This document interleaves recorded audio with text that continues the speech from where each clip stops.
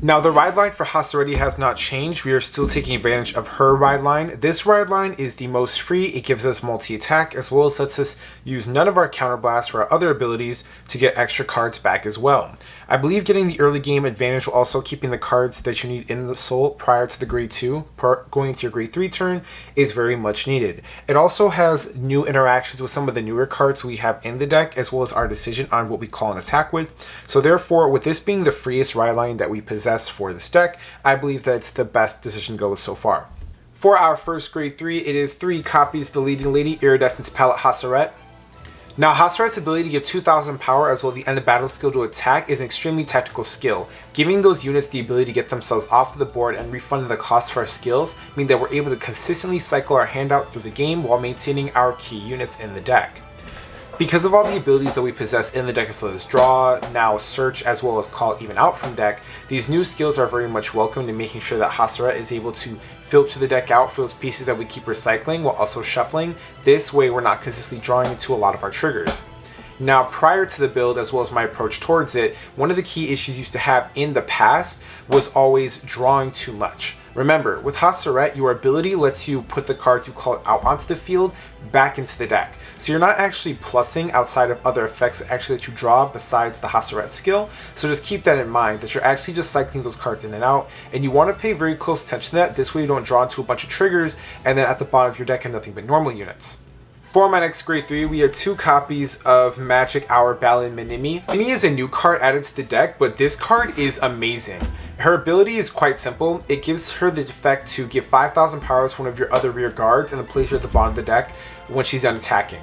This card is huge for 2 reasons. The first reason is if you ever get damage denied because you're rushing on your grade 2 turn and you don't have a card placed on the bottom of the deck but all of your skills require you to, this card puts herself to the bottom of the deck without the need of Haseritt, which means that on your damage denied plays, you can just call this card out and you'll still have access to all of your abilities within the deck. The other key thing about this card that makes her extremely important is the fact that she gives power during the battle phase. Now, Haseritt, the 2,000 power bonus, while it is nice, it's not that strong. A lot of our cards have abilities that power themselves up, or they gain effects when cards go to the bottom of the deck, or they gain effects when they meet another requirement to gain the additional power.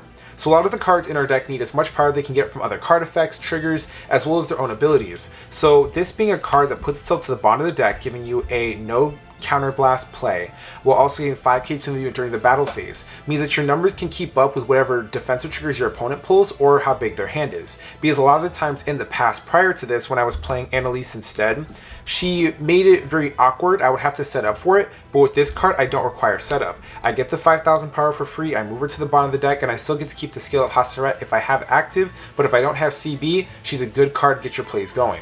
For my next grade 3, it's 1 copy of Gradius Grottle. Now, Gradius Grottle is needed in this deck because Haseritt falls without Persona Ride. On your first grade 3 turn, you want to be drawing, searching, and digging your deck to get another copy of Haseritt, because if you don't get Persona Ride every single turn after your first grade 3 turn, you're setting yourself up for failure. This deck is a bit of a glass cannon and it needs as many ways to get as much power as it possibly can, and this being a 4th copy of your Persona Ride is needed. For my very first grade 2, I'm playing 4 copies of Adorable Shooter Clonfelli. Now, Adorable Shooter Clonfelli is the MVP of this deck. You cannot play Haseritt without 4 of this. She has the ability to move a card from your hand into the soul and then let you call a card from your deck that's 11,000 power less, 9,000 power less, or 7,000 power less. Because the majority of the cards in our deck, including our new grade 3 support Minimi, are all meet the requirements of Clonfelli's effect, your entire deck when this card comes out is pretty much searchable. All of your units are under 11,000 power except for maybe 1 or 2 that are not at base power, but because everything is searchable and this card gives you a soul, which is a resource you definitely need to pay attention to in this deck despite the newer cards, she lets you search out any of the key pieces you need on the field and also gives your deck a shuffle. Remember, all of the cards we play go to the bottom of the deck, so if you use a skill in the future like Myriadel's ability to move trigger units from the field to the bottom of the deck, she's going to be able to shuffle and give you those trigger units back into the deck. For my next grade 2, we have 4 copies of Shape of Cat's Cradle Sylphia. Sylphia is your countercharge, draw, and powerhouse piece of this deck. This card's ability is just so insane. She gets 10,000 power when she simply goes to the bottom of the deck, and she also gets the ability to put herself at the bottom, draw, and countercharge. It basically gives you all the resources you need for this deck to keep going, whether you need a CB for Haseritt or one of your other skills. She's one of your power up pieces that is searchable because she's under 10,000 power for Clonfelli's skill. So this card, at any period in the game that you're able to put something to the bottom of the deck, becomes extremely strong. For my next grade 2, we have 3 copies of Emotive Emotion Halpha. After this card's introduction, it actually is one of the perfect support pieces for Haseritt. In her place, I was playing a grade 3 that had the effect of the grade 2, which is Sylphia, but this card fixes one of the major issues of Haseritt, which is actually plussing from your draws. Now remember, Haseritt takes whatever you call onto the board, moves it to the bottom of the deck, and then you draw from the deck. But this card actually is a +1 because it lets you counterblast once you draw when chosen by Haseritt's effect, and she also gets 10,000 power when you have no soul. Now we have 2 cards in this deck, 3 technically, the ride line included, that take advantage of our soul. So soul, when it finally runs out, this card turns into a powerhouse piece that is searchable again off of Clonfelli. So because she's a powerhouse piece and she gets 10,000 on her own, as well as the 2,000 from Haseritt and other effects, by herself she easily makes big numbers on our rear guard, and when chosen by the effect of Shaylin, or if you run out of soul with Sylphia, she gets better in the game. So as the game goes on later and you start running out of soul for your effects or your pieces, this card becomes a really good final attacker to help push against your opponent. Moving on to my grade 1s, I played 1 copy of the blue-haired prodigy Reese's. Reese's is a new addition to the deck that I was against at first, but after trying it out for a little bit on Deer Days, it actually helps a lot. Her ability gives 10,000 power to a unit when she's called out. And the great thing about this is the fact that it's another card that's searchable off of Clonfelli, but it fixes one of the major issues of Haseritt, which is just more power on our cards. Being able to call this card out, give it 2k, make it a decent booster behind your Vanguard, means that you can give 10,000 power to whatever units that really matter. That's 10,000 power to Halpha to help get her bigger, 10,000 power to Sylphia to increase your chances of hitting, and then 10,000 power to one of your other boosters, since you are going to be moving one card in your back row to the front row rear guard, so if you have an open booster for it, you can make that card stronger. For my next grade 1, I'm playing 2 copies of Munch Munch Lunch Kalina. Munch Munch Lunch Kalina is one of the grade 1 units in this deck that masses a lot of power as in your battle phase goes on. Getting 5k every single time one of your rear guards goes to the bottom of the deck is a lot of power, and it's especially needed for this deck. Haseritt, despite getting 2,000 power, actually makes really good numbers. Very simply are you able to make 38,000, 43,000, even with triggers and other effects. The deck has fixed its power issues with the addition of these 2 new cards. But Kalina is one of our key pieces that helps us do that. She'll normally get about 15,000 power prior to attacking or using her as a booster because you're going to move 1, 2 to 3 cards to the bottom of the deck. And this card being able to make that magic number for your boosting unit on top of the 2k gets from Haseritt essentially makes an 18k booster, sometimes 23k, very rarely though, but sometimes it can become an 18k booster or 23k booster, which is a very solid number when you combine it with the other effects of your skills. For my next grade 1, I'm playing 2 copies of Arna Great to be Attending Lavora. Now, Arna Great Attending Lavora is actually a really good supporting piece. I just think that it is also the most cuttable card in the deck. Lavora, her main purpose is that if you ever open up with a bad hand with triggers or cards that you want to get rid of, or sometimes the over trigger, you can use this card, place it on the field, and it makes everything in your hand actually playable. Being able to call out triggers, then put them back into the deck on your very first grade 3 turn is huge. If you go first, it gives you 1 turn to like have a weak offense, and the trade-off is worth it because you get to put sometimes 1 to 3 triggers to the bottom of your deck. You'll shuffle them later with Clonfelli or your other abilities, and then know that you'll have 3 triggers back into your deck that your opponent now has to think and worry about.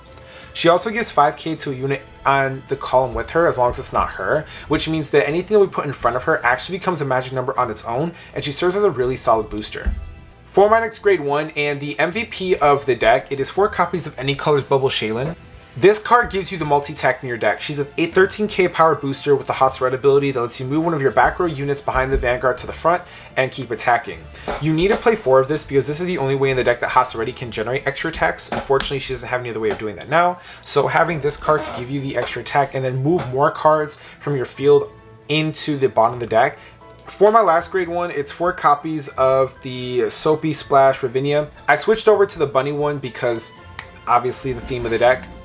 Now for my triggers. So in my prior video, I stated that my trigger lineup was a little complicated because you want a little bit of everything. But after a little bit more testing and just a little bit more experience against the current meta, I will say that my thoughts and opinion on that has changed. I actually think that with Haseritt, you should go for a full-on aggro trigger lineup. In my prior video, I stated that Haseritt needs a little bit of everything. It needs draws, fronts, crits, heals, but after a lot more playtesting, my thoughts and opinions on that have changed. The deck actually needs as much offensive triggers as possible because you don't actually want the draws as much as you think.